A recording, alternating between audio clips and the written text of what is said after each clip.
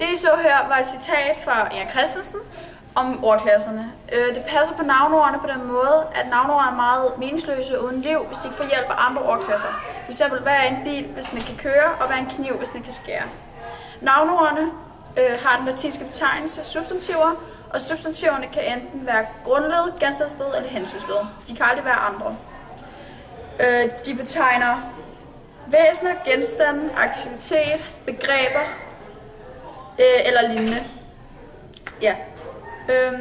De kan enten være i interkøn eller fælleskøn, eller ubestemt og bestemt. Man finder dem ved at sætte en eller et foran, eller alle eller flere. Og de er en af de mest brugte ordklasser, der findes i det danske sprog.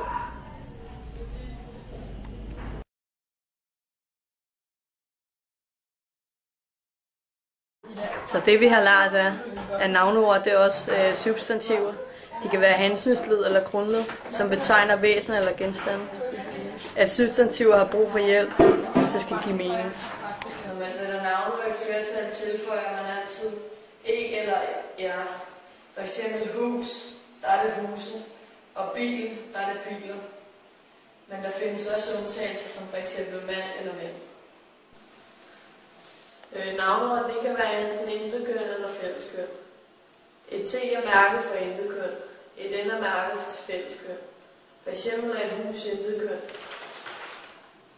Det er T. Fordi det hedder et hus, og en bil er fælleskøn. Så en bil. Fordi det hedder en bil. Når man skal finde et intet køn eller et fælleskøn, skal navneord altid stå i ental ubestemte form.